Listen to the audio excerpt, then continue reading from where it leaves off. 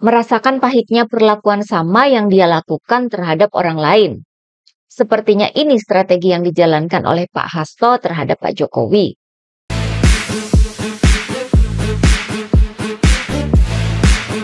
Hai teman-teman, jumpa lagi dengan saya, Nina Nur.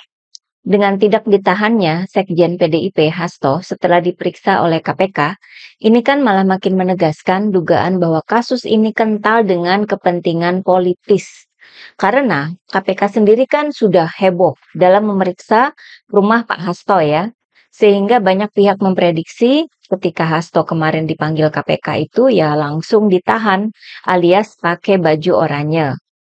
Bahkan Hasto menyatakan sudah siap ditahan KPK dengan kepala tegap dan mulut tersenyum. Ternyata kan gak jadi ditahan. Alasannya KPK sih katanya karena masih perlu waktu untuk memeriksa beberapa saksi lain. Lah, pernyataan para saksi belum lengkap kok udah dijadikan tersangka. Ini kan KPK jadi kayak bermain-main, tapi tidak punya permainan itu sendiri. Otaknya itu bukan di KPK. Makanya saya bilang tadi ya, ketika Hasto nggak ditahan setelah diperiksa KPK, itu malah makin menegaskan adanya kepentingan politis di balik kasus Hasto ini. Seakan ada tarik-menarik ya di balik layar. Sehingga jatuhnya itu jadi nggak logis dan nggak wajar. Sehingga saya kira yang terjadi sekarang itu lebih tepat kalau disebut sebagai politis versus politis. Karena penetapan tersangka itu dicurigai kental dengan kepentingan politis. Maka pihak Hasto pun melawannya dengan cara yang politis. Saya sih nggak nyalahin Pak Hasto ya. Yang saya kira salah itu ya KPK dong. Kenapa mau diperalat menjadi alat politisasi hukum dan kriminalisasi? Sehingga ya berbelit sendiri di dalam kemelut politis. Konsekuensinya kinerja KPK jadi kurang dan kepercayaan publik terhadap KPK ya makin luntur aja. Marwahnya jadi makin anjlok aja. Berapa sih kerugian negara dalam kasus Hasto ini? Kalau Hasto sampai ditahan dan diadili, emang negara terus dapat uang berapa? Aura ketidakwajaran itu sangat kental ya. Dan jika ada pihak yang citranya dirugikan, itu justru KPK sendiri. Citranya makin jelek ya. Kita kembali ke unsur politik di balik kasus Hasto. Karena urusan ini kental dengan politik, maka akan masuk akal ketika membahasnya dari kacamata politik. Karena yang nampak sedang beradu atau berperang di depan publik, itu ya memang kepentingan politik ya. Kita tahu ya soal politik sandra yang awalnya memang diungkap secara simbolis oleh Pak Jokowi sendiri ketika masih jadi presiden.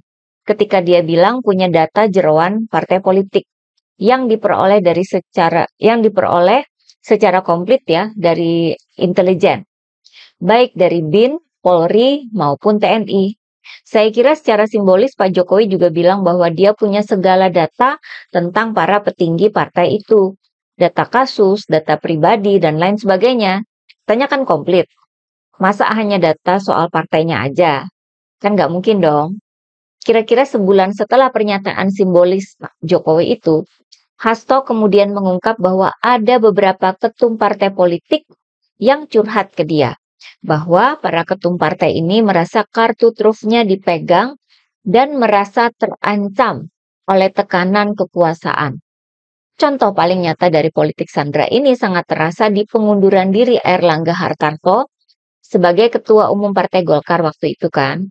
Baik para pengamat politik maupun masyarakat umum kayak kita. Jadi makin yakin bahwa politik sandra memang ada dan dimainkan dalam dunia politik tanah air. Kita jadi paham. Oh gitu cara mainnya. Pantesan partai-partai politik itu mau aja dikumpulin jadi satu koalisi besar. Selain PDIP ya. Saya kira sebagai partai senior dengan para kader yang juga sudah berpengalaman dan sudah jadi suhu semua dalam percaturan politik, PDIP sudah paham dengan permainan politik Pak Jokowi.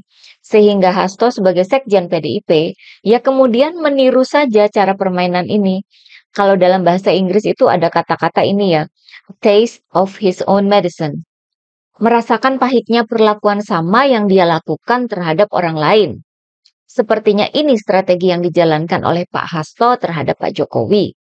Kita lihat sendiri kan di berita media, Ada soal dokumen-dokumen penting Hasto yang sudah diamankan oleh Ibu Koni Rahakundini di Rusia. Dalam sebuah podcast, Ibu Koni menyatakan bahwa jika ada permintaan dari Hasto untuk membuka salah satu atau beberapa dokumen itu, dia akan konsultasikan dengan pihak aparat.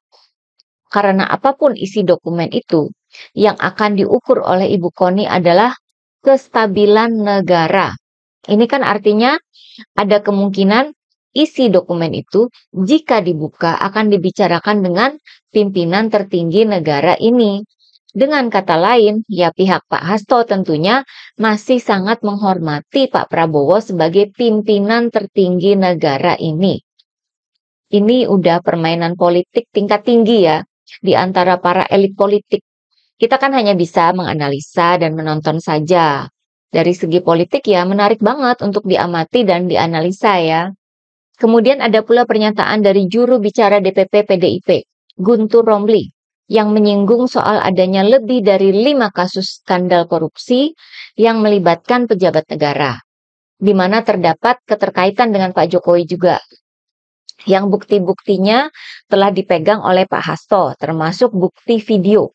Ini disebut dalam sebuah acara di televisi minggu lalu. Kasus hukum dan korupsi. Dan disebutkan juga, bahkan menyinggung Presiden ke-7 Republik Indonesia, Joko Widodo. Benarkah itu? Saya Aiman Wicaksono. Salam. Mengerucut nih, artinya itu kasus korupsi ya? Nggak ada kaitan sama keluarga? Penyalahgunaan, kewenangan, kemudian juga penggunaan hukum sebagai alat untuk membunuh, menyerang lawan. Jadi bukan aib pribadi dalam artian bahwa kehidupan pribadinya, bukan ya? PDI Perjuangan tidak tertarik untuk bicara isu-isu personal dan isu-isu pribadi seseorang. Tapi kita mau fokus benar-benar, kalau ini adalah serangan politik, maka ini kita akan bisa melakukan perlawanan politik. Kemudian kalau ini isu hukum, kita juga bisa melakukan perlawanan hukum. Dan itu semua seperti yang dikatakan oleh Guntur Romli ya, kalau ini merupakan serangan politik, maka mereka akan bisa melakukan perlawanan politik. Seakan memang menegaskan bahwa yang terjadi di dalam KPK itu ya memang politik versus politik.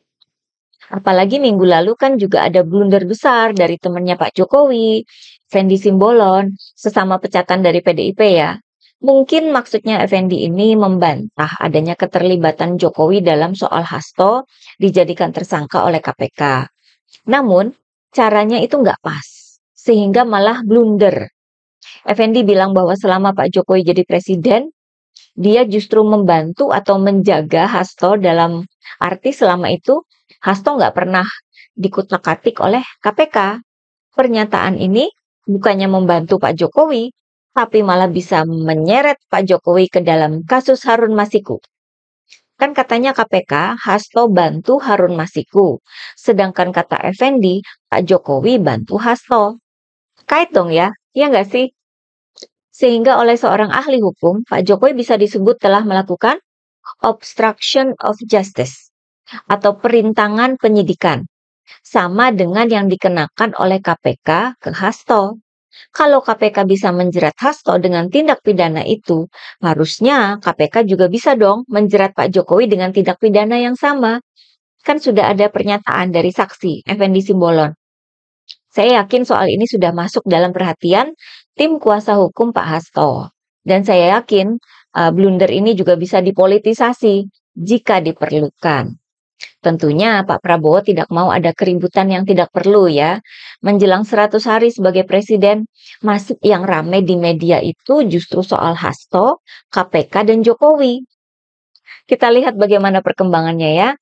Oke, bagaimana pendapat teman-teman? Terima kasih atas perhatiannya. Begitulah Kura-Kura.